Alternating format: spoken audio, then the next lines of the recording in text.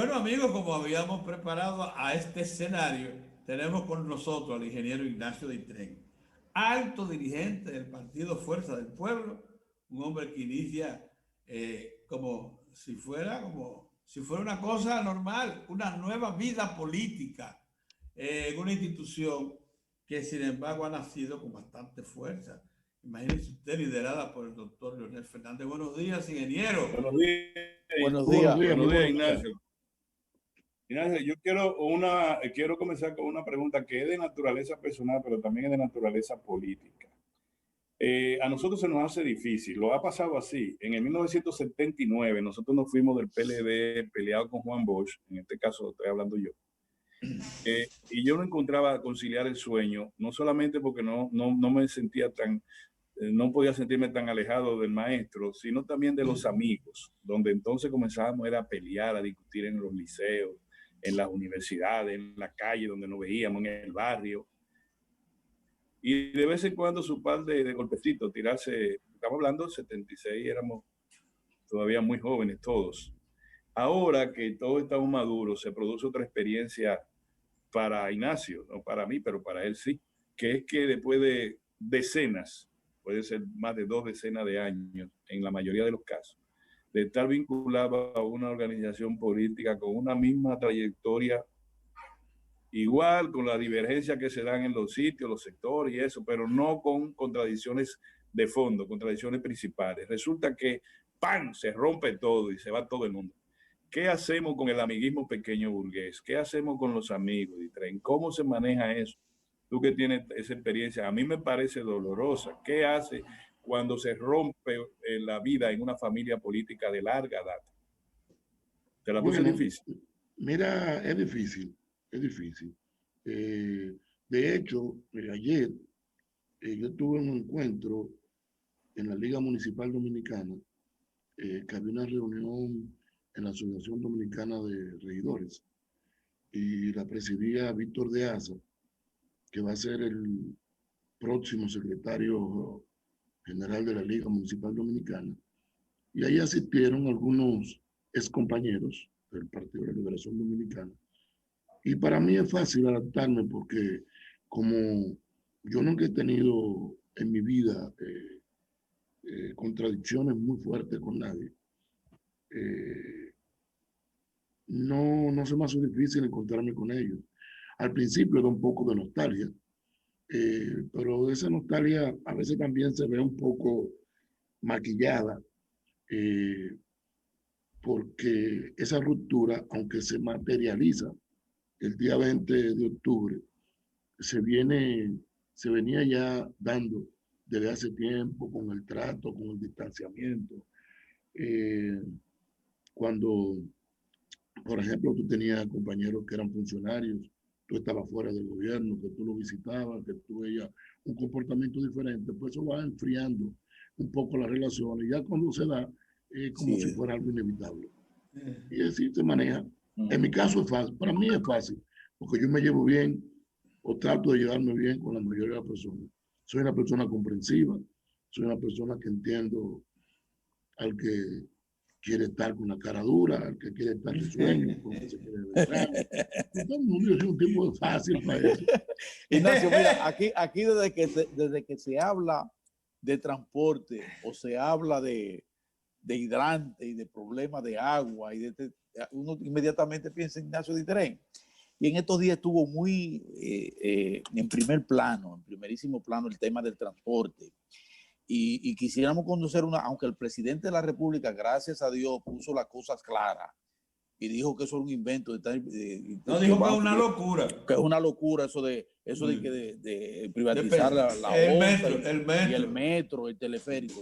Dijo que eso es una locura. No obstante eso, quizá volver un poquito porque parece que ha habido una confusión. Yo decía, bueno, es que ya desde antes se había hablado de la necesidad y posibilidad de que el sector privado se incorpore, por ejemplo, a las rutas alimentadoras junto con la ONSA, o que se convierta la ONSA en una gran empresa donde se incorpore capital privado. A mí me gustaría que tú explicaras un poquito, Ditren, lo que ya tú habías esbozado hace tiempo con relación a eso y a los carriles exclusivos y a todo ese y al aumento, al incremento de las unidades de once y las características de la guagua. Háblanos un poquito de eso para ver si arrojamos más luz sobre el tema. A mí, cuando la expresión del gobierno de hablar de alianza, bueno, ellos aprobaron una dirección de alianza público-privada, lo cual no es malo ni es extraño. Ustedes mismos son testigos que ya yo había hablado hace tiempo de eso. Incluso llegué a hacer una licitación hace 8 años que no se cumplió. ¿En qué consiste eso? Yo no estoy inventando nada porque no tengo todavía no he sido patentizado como inventor, sino son simplemente productos de la experiencia que hemos tenido viajando por el mundo. Por ejemplo, en Brasil, en Colombia, perdón, existe Transmilenio. Y en Brasil existen otras empresas donde los dueños de los autobuses son personas privadas, no es el Estado que lo compra. El Estado lo que hace es operar el sistema. Entonces la ONSA, por ejemplo, ¿cómo sería esta alianza público-privada? No, tan sencillo como esto, que el gobierno nombra, por ejemplo, el director de la ONSA y entonces le puede nombrar un consejo donde Antonio Marte, por decirte algo, que es un transportista, dice, mire, yo quiero hacer un acuerdo con ustedes tengo 40 guaguas que vienen por ahí, a ver si ustedes quieren usarlas, sí, está bien. Entonces se establece un mecanismo de compensación y se le paga por pasajero transportado o por kilómetros recorridos, cualquier cosa que más convenga. Es decir, que no hay que ponerse la mano en la cabeza ni nada. Y en vez del Estado estar gastando 50.000, 75.000, 75 millones de dólares en compras de autobuses, pues la tiene el sector privado. ¿Qué ventaja tiene eso? Cuando nosotros hicimos el estudio y preparamos todo, no solamente el Estado no tiene que comprar autobuses, tampoco tiene que darle mantenimiento, porque cada dueño tiene que darle mantenimiento a su autobús. Y el autobús se mantendrá en mejores condiciones, porque obviamente el dueño va a cuidar más su guagua o su autobús, mientras que en el sector privado el empleado no se siente dueño y trata los autobuses de manera que me importa a mí que se rompa, que nosotros logramos bajar un poco la siniestralidad porque le dábamos un incentivo por no choque, pero el Estado se le economizaría una cantidad enorme de recursos y sería mucho más eficiente, porque como no es el Estado, pueden aparecer tantos inversionistas como existe en el país, como habitantes tiene el país. Incluso, yo me atrevería incluso a recordar, cuando muchacho yo escuchaba que lo pensé también con Punta Catalina, eso, había un anuncio cuando salió Metaldón, que decía Metaldón, 100 pesos cada acción. No sé si ustedes recuerdan eso. Oh, pero claro. Sí. Entonces, perfectamente, puede haber incluso, ONSA podría entrar incluso en el sistema de valores, con la superintendencia de valores. En la bolsa de valores, sí. Y poner un precio a las acciones. Y parece necesario, Ditren, que se diga que la nueva ley de vialidad y transporte concibe a la asociación público-privada en el sector, lo tiene como una figura dentro de la ley. Lo que quiere decir que como nos una adelantamos. Como una opción. Lo que quiere decir que nos adelantamos, ¿verdad? Sí, claro que sí, así es. Sí, así es. ¿Entiendes? Entonces yo pienso, y mira, creo que es una gran oportunidad ahora, precisamente con el asunto de la pandemia, esta crisis sanitaria, que como dice la Organización Mundial de la Salud, vamos a tener que convivir con ella ya por toda la vida, porque ya es algo endémico, donde el Estado tiene escasez de recursos. Entonces viene la oportunidad de inversiones privadas, tanto internas de la República Dominicana como externos, empresas extranjeras que pueden invertir con una política bien definida y las reglas bastante claras. Y eso te va a garantizar a ti tener una cantidad de autobuses en la calle que sería la única forma de nosotros solucionar el problema del entaponamiento, el embotellamiento que se vive a diario en nuestro país. Yo creo que, y tú nos explicaba a nosotros una comparecencia anterior, que por ejemplo para el BTR, que es el transporte rápido de buses por carril especializado, reclamaría la participación de todos. Y esos autobuses que se incorporarían al sector privado tendrían el mismo diseño con su rampa y que tienen los públicos, de manera que habría uniformidad de todo el sistema. Así es, así es. Habría, Gobierno, perdóname, habría tú, en lo que tú piensas, diseñas, habría dos tipos de servicios, uno para los sectores más populares y algunos, por ejemplo, cómo tú enamorar a la clase media para que se suba en una guagua. Tendrá que ser a base de precio, es decir, cómo nosotros tendríamos ruta de transporte aquí más cara, con mejores servicios, y el que se quiera montar, se monta, y la otra de... bueno, eso se puede diferenciar. Nosotros en algún momento, Eso en lo el hizo mismo programa de ustedes, también nosotros lo hemos mencionado. con lo de aire y sin aire, ¿te acuerdas de tren? Exacto, con aire. Ahora esto sería con menos pasajeros o con más pasajeros.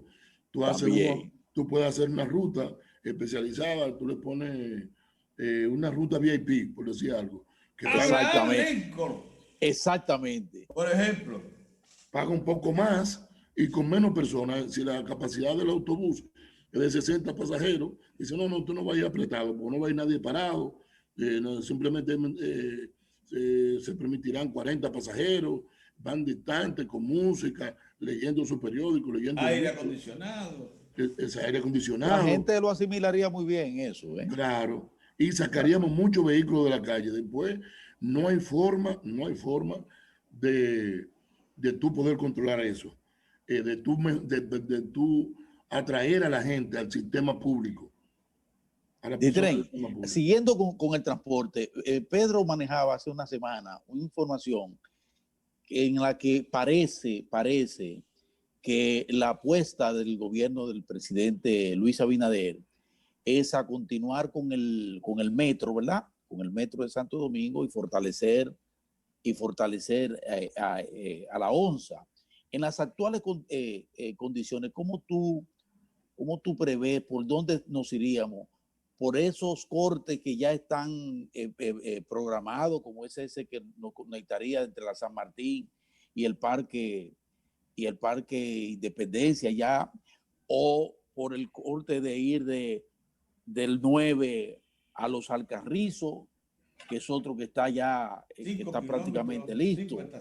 ¿Cómo ves tú el asunto de seguir con el crecimiento de los corredores para el metro de Santo Domingo? ¿Cómo tú lo prevés en las actuales circunstancias y con un gobierno que apenas inicia?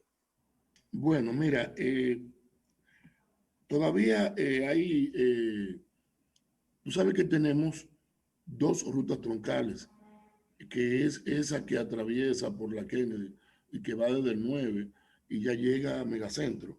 Sí. Todavía ahí tiene mucho por donde expandirse, porque la parte de la ciudad que tiene hasta más San Luis hay un ramal que es hasta San Luis. Hasta San Luis. Entonces ese te incorporaría mucho más pasajeros. Perdóneme porque traté el asunto ahora la semana pasada.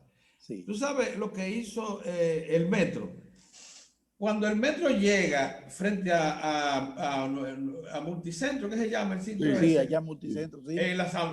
San Vicente del Paúl. Sí. Recorrió, es bueno que se sepa eso, ingeniero, 250 metros más allá y llegó hasta la entrada de Mendoza.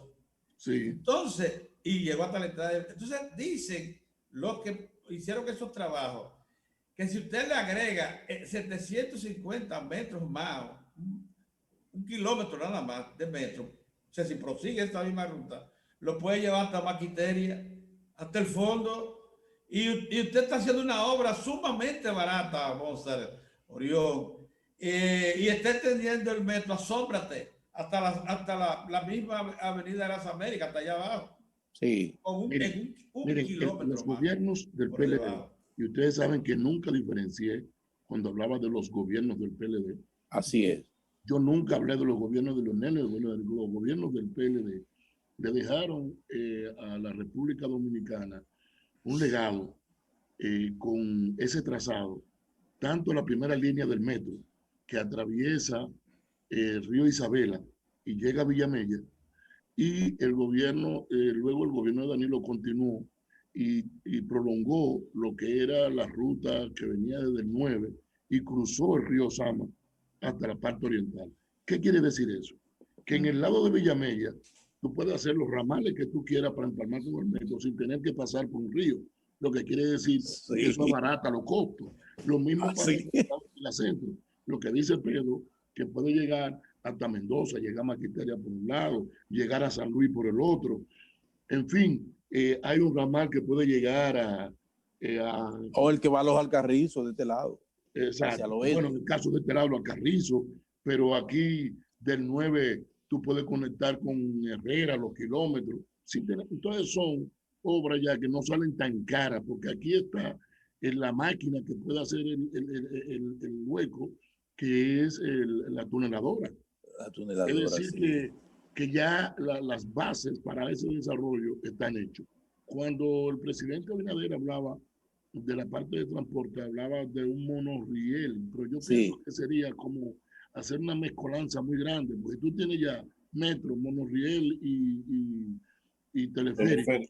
Porque es que no sé por qué nosotros insistimos en poner como nuestra marca. Vamos a continuar lo que tenemos y ponle tu nombre.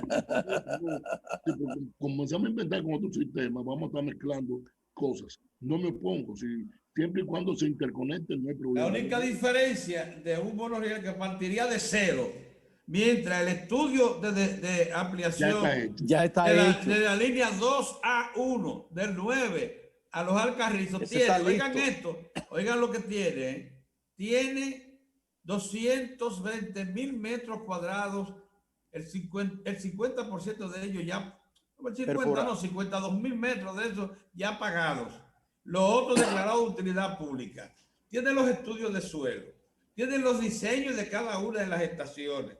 La estación central, que sería la de los Alcarrizos, tiene incluso un ramal proyectado a que haga contacto con el metro, con el tren futuro de carga y pasajeros Jaina Santiago. Una obra absolutamente lista para ser iniciada, incluso por vía de administración. Así es. Y como tú dices, Pedro, ya no es tan costoso. Porque, por ejemplo, ¿qué hizo costoso el tramo que hizo Danilo? Bueno, el puente ferroviario que tuvo que cruzar el río Sama, eso es costosísimo. Mientras que cuando además, tú tienes la ventaja de que hay zonas como el ramal que va del 9 a los Alcarrizos, al pasar por barrios populares, puede ser como el de Villamella, elevado, y es menos costoso, como ocurre en Nueva York, que en la parte alta tú tienes el metro por arriba, que lo hace menos costoso, ¿verdad? Y en la parte más significativa de la ciudad tú lo haces subterráneo. Es decir, o sea que tú lo concibes que puede hacer el metro, la prolongación desde el 9 hasta los Alcarrizos por arriba.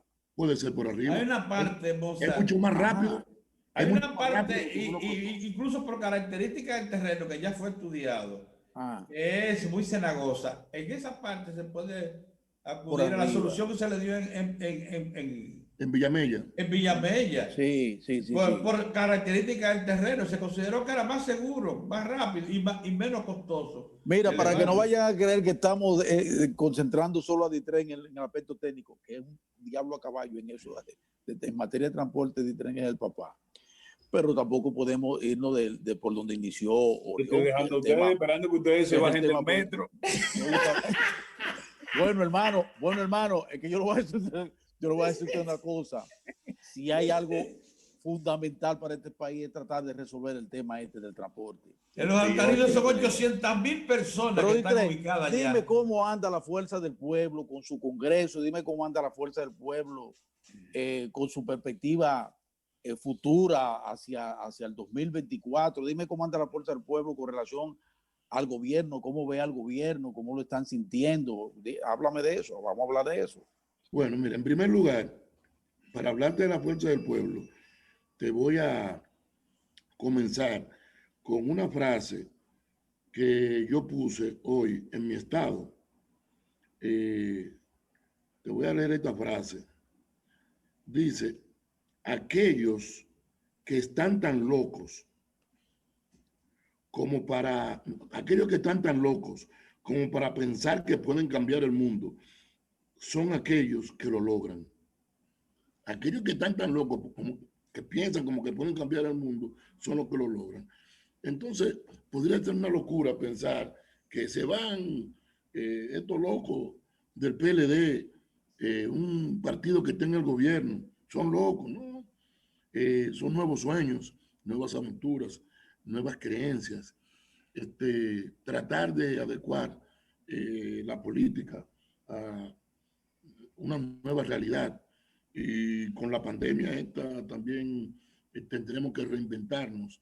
Y en la Fuerza del Pueblo estamos en eso, estamos comenzando desde cero. Estamos en la parte fundamental por la forma en que nacimos. Tuvimos que arrancar creando cosas de una vez sin un congreso constitutivo, que lo estamos haciendo a posteriori, es decir, un congreso que comienza formalmente el día de la Constitución, el 6 de noviembre, pero que hay una parte de un precongreso que ya comienza ahora a principios de octubre. En ese precongreso comenzaremos con una lluvia de ideas en cada una de las mesas temáticas, que son 17, entre los cuales está la de los gobiernos locales. Y entonces veremos en esa lluvia de ideas, por ejemplo, en el caso nuestro, que yo presido la mesa de gobiernos locales, por ejemplo, se me ocurre pensar pasado, presente y futuro de la municipalidad de República Dominicana, fortalezas y debilidades, qué cosas aspiramos en la municipalidad, etcétera, etcétera. Pero igual está la línea organizativa, qué estructura vamos a tener. Todo lo que tenemos ahora es provisional. La dirección política es provisional, la dirección central es provisional, las direcciones provinciales y municipales. Y entonces nosotros, el Congreso, cuando nos demos esa estructura,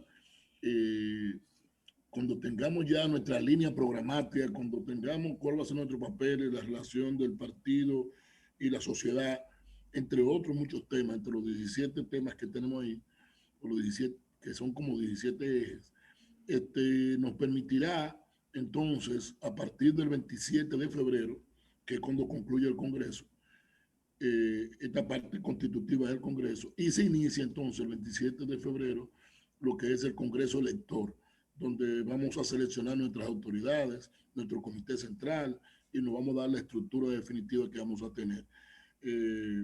Ahora mismo tenemos una característica, somos un partido que no cierra, okay, que no cierra las puertas para inscribirse en el partido, es decir, que usted no tiene que esperar tal tiempo, nosotros está abierto permanentemente. Incluso el Congreso va a tener una parte que va a ser participativa, donde toda la sociedad, aunque no sean miembros del partido, podrán opinar. No podrán votar, pero podrán opinar y escuchar lo que estamos hablando, es decir, para que sea un partido abierto a la sociedad. Eso es una característica nueva, diferente en un partido político. Y nada, estamos muy encariñados con nuestros sueños y creemos que podemos crecer mucho.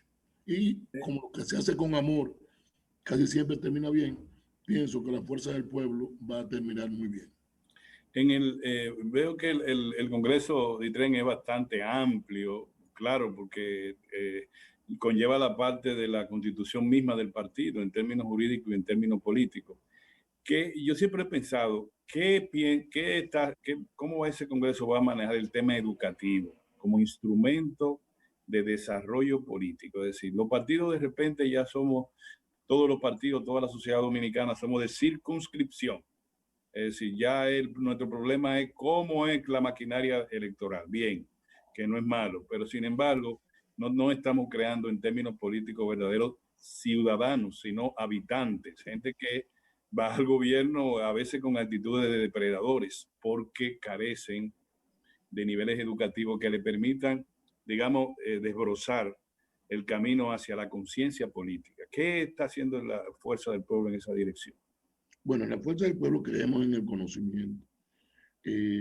Tal vez nuestra formación no será como cuando Juan Bosch creó los folletitos de estudios sociales y de organización y disciplina. Tal vez no serán similares, pero habrá documentos, habrá formación, o estamos trabajando en eso. Justamente una de las líneas temáticas es eso, justamente, trabajar en eso. No te puedo predecir porque eso lo vamos a discutir y son ideas que muchos compañeros van a aportar.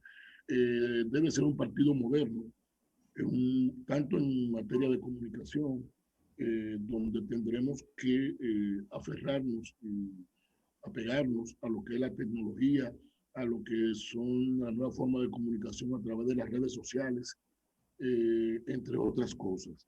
Es decir, que sí creemos en eso y creemos en la formación, porque realmente mucha gente aspira a veces a posiciones y no se forma para eso. Eso me recuerda a mí, a mi papá, que en paz descanse, que yo recuerdo con ese ímpetu de la juventud, yo me estaba descuidando un poco de los estudios en la universidad, dedicado solamente al partido.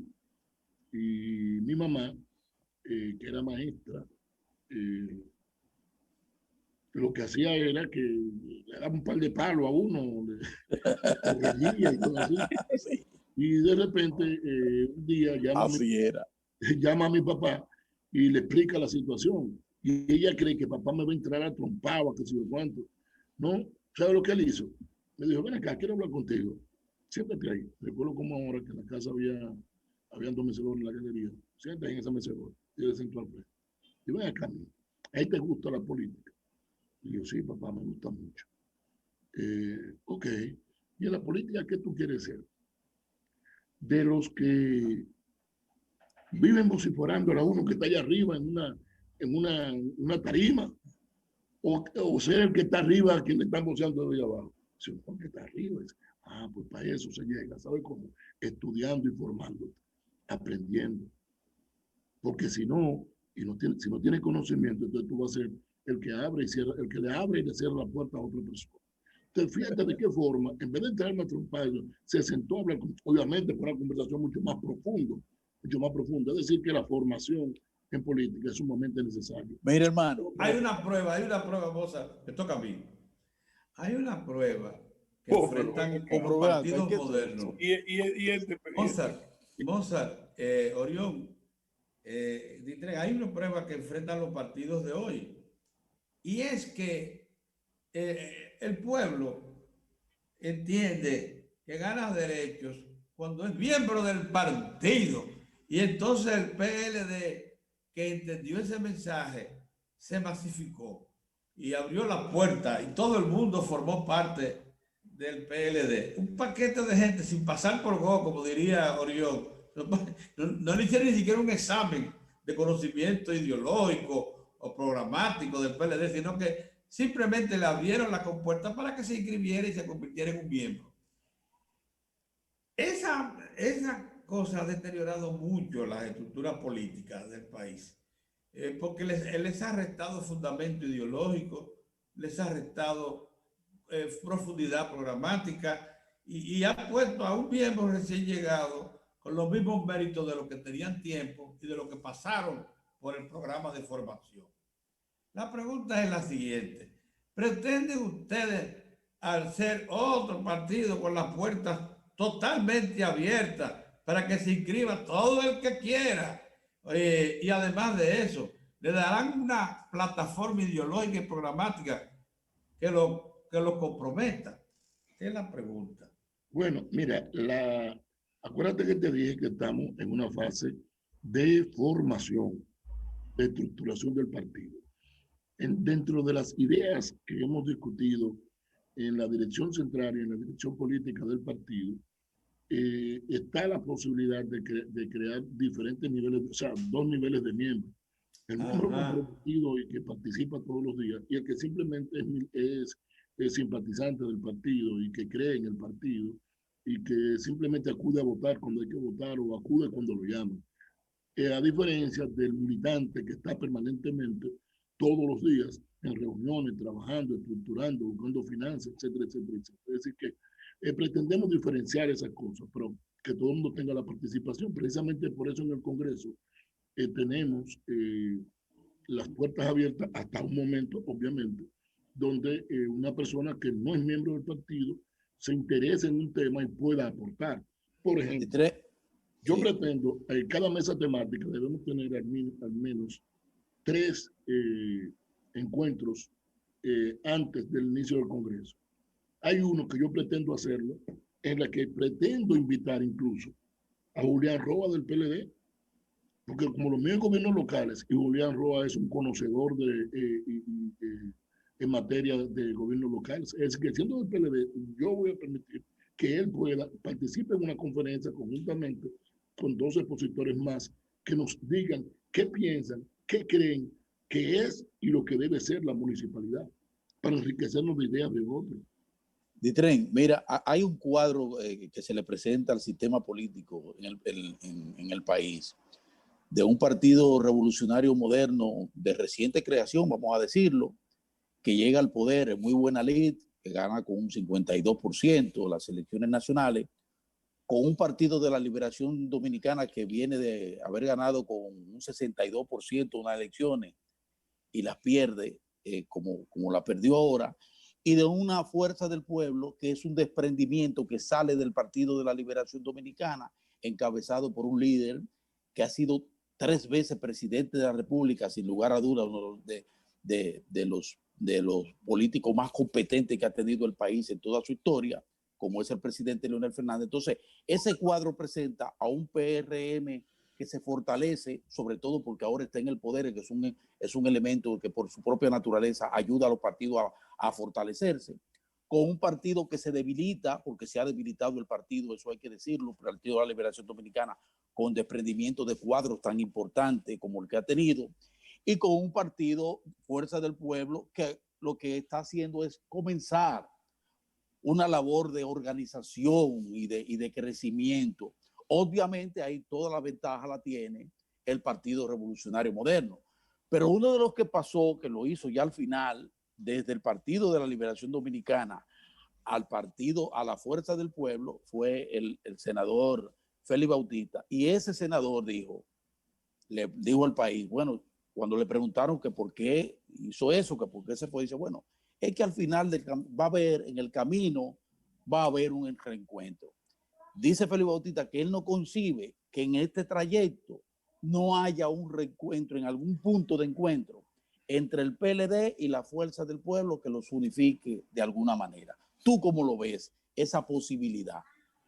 Bueno, mira, como tú acabas de decir, el PRM es un partido de reciente formación. El inicio que ha tenido en el gobierno a un mes y pico de haberse posicionado en el gobierno, te dicen a ti que todavía hay muchas cosas por ver. ¿Qué cosas por ver hay? Bueno, en primer lugar, el presidente, creo que en una entrevista le preguntaron una vez que si él pretendía reelegirse. Y creo que, o sea, tengo entendido, la respuesta que dio fue que eso le dijeron que estaba prohibido en los estatutos del partido. Dice, bueno, pero en la Constitución de la República no. Entonces ya eso abre una interrogante. Todo el mundo sabe que es un partido estructurado en base, tiene una debilidad, que está estructurado en base a grupos. Hay caciques. Todo el mundo, para nadie es un secreto que Hipólito tiene su tienda aparte, que Abinader tiene su tienda aparte y hay otros pequeños líderes. Ya es una fragilidad y una debilidad. Lo cual, pero no sabemos con qué habilidad el presidente va a manejar este periodo de gobierno y cómo terminará, cómo dará la simpatía. Y entonces eso es lo que va a determinar eso que muy francamente dijo Félix, que incluso está incluido en algo que dijo, repitió en muchas ocasiones Leonel Fernández para evitar la división. Dice, miren, yo no tenía, cuando ocurrió lo que ocurrió en abril del 2015, yo no tenía estructurado ningún equipo, ninguna fuerza. Y por eso en ese momento no se puede ir. E incluso le da una oportunidad. Dice, no, está bien, vamos a aprovechar, vamos a modificar la Constitución para que usted se reelija presidente. Cosas diferentes a lo que ocurrió en el 19, que ya se tenía estructurado una fuerza. Y dice, miren, nosotros sumando tenemos un 57%. pero yo tengo la mitad y tú tienes la mitad. Debió producirse un acuerdo, pero no se produjo. Yo entiendo eso que dice Félix, porque pasados 2 años de este gobierno, cuando se vean los resultados y se ve que todavía está fuerte, tendrán los que militan en el PLD y los que militamos en la Fuerza del Pueblo pensar que conviene. Y quién sabe, se pudiera, dependiendo de lo que pase en estos próximos Pero y años. eso, que los que militan, pero es la dirigencia, el liderazgo. El líder Leonel y el líder Danilo Medina, tú no lo involucras eso. Tú dices que eso va a ser un asunto de las bases. No, la base no, porque la base hay que dirigirlas. Sí, claro, por eso te digo. Puede ser que todavía la Fuerza del Pueblo siga drenando al Partido de la Liberación Dominicana. Pero hasta dónde llegará, no sabemos. Pretendemos que se convierta en más grande que el PLD, pero eso todavía está por verse. Entonces, que estoy diciendo, no somos divinos, no podemos predecir qué va a pasar en estos 2 años. Así es. Incluso estamos ante una realidad diferente. Completamente.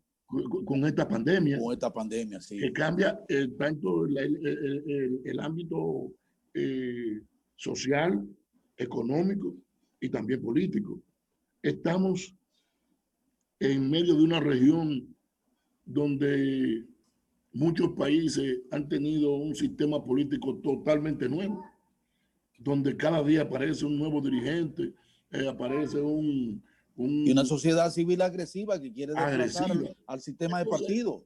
Entonces nosotros no sabemos. Entonces tenemos una cantidad de jóvenes en el PRM, tenemos una cantidad de jóvenes que ha aparecido en el PLD, entonces todo eso puede cambiar. Bueno, Ignacio, como todo lo que ocurre en vivo, mira lo que ocurre aquí, mira. Un cafecito, yo sabía eso. Ignacio. Pero es una maravilla. Yo te dije a ti que los nietos es lo mejor que no eso es lo mejor del mundo. Ignacio, yo en mi columna del domingo hablé de que los 3 partidos tienen una naturaleza liberal, una naturaleza progresista, origen. Pero sin embargo, no hay partidos que puedan decir ese es un partido conservador. Porque ponemos al Partido Revolucionario Moderno como la réplica del PRD y lo dejamos así. Bien. Y luego está el Partido de la Liberación Dominicana y el Partido Fuerza del Pueblo. Los 3 provienen de la misma, de Juan Bosch y de Peña Gómez, que son las 2 figuras liberales más prominentes del siglo pasado y que tienen sus alumnos en este siglo dirigiendo el país. Sin embargo, el conservadurismo ha infectado a los 3 partidos. Como no tiene dónde guarecerse, ese escozor de la piel ha dañado, ha molestado o ha incomodado la anatomía de esos partidos políticos que te estoy señalando, los 3 partidos. También, como dice Moza, el conservadurismo tiene un partido secreto, que es el partido de la sociedad civil, que es conservadora y que se financia con recursos provenientes de enclaves de metrópolis conservadora. Eso no obliga incluso en un momento como este, tan especial como tú lo has señalado, a tener una actitud. ¿Cuál es la actitud que se tiene frente al gobierno en la pandemia y frente a la realidad política de lo que te estoy señalando?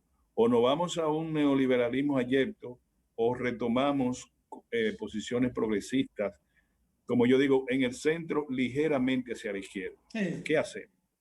Bueno, te estoy diciendo que nosotros justamente en ese proceso es que estamos, definir eso, qué conviene. Recuerden que somos un partido en construcción. Entonces esas ideas son las que vamos a discutir.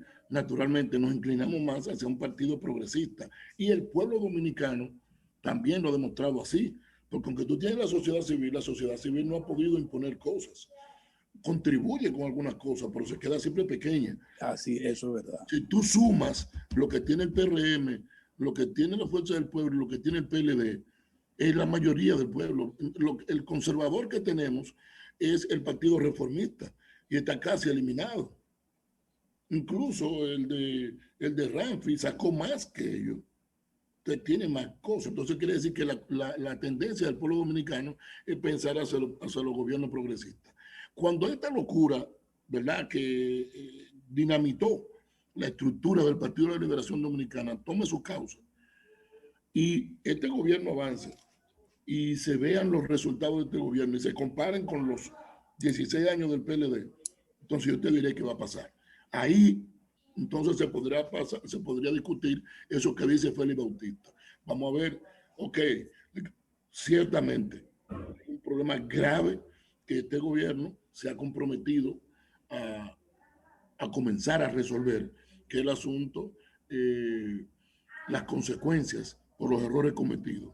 Entonces, el que cometió un error tiene que pagarlo, porque aquí en nuestro país no puede seguir pasando que cualquiera viene y de la noche a la mañana no tiene 2 pesos y aparece multimillonario y no pasa nada. Eso hay que corregirlo. Evidentemente que hay que corregirlo. Entonces, depende de los resultados de este gobierno, de lo que ellos hagan, ver si finalmente hay consecuencias. Tal vez el pueblo se incline, pero pienso que es muy temprano todavía, precisamente por la base en que estamos caminando políticamente. Incluso fíjate que la crisis de que estamos hablando no es una crisis local, es una crisis mundial. Sí. Pero nosotros no sabemos las consecuencias. Así mismo, todavía no se puede. ¿Qué va a pasar con Brasil? ¿Qué va a pasar con Venezuela? ¿Qué va a pasar con esos países de Europa? Entonces, ¿qué vendrá? No sabemos. Bueno, siempre es agradable y constructivo hablar con Ignacio Didrey. Y lo vimos ahí, nos montamos en el metro, recorrimos con el metro, nos montamos en Onza, recorrimos con Onza y luego Orión se encargó de desmontarnos del metro y colocarnos entonces en el carril del PLD y la fuerza del pueblo. Una discusión de la política, y de la política en general. Ahora, ustedes los comunistas no creen en Dios, pero con Dios delante, nosotros nos vamos a comer ese cerdito. En diciembre. Con Dios por delante, que dice la gente. Yo estoy loco. Pero Dios. Estoy loco que ustedes me hagan una visita sorpresa. Muy bien, Ignacio, un abrazo a la familia, bendiciones. Encantado. Nosotros volvemos mañana, señores, Dios mediante. Bye bye, pórtense bien. Sí, así es.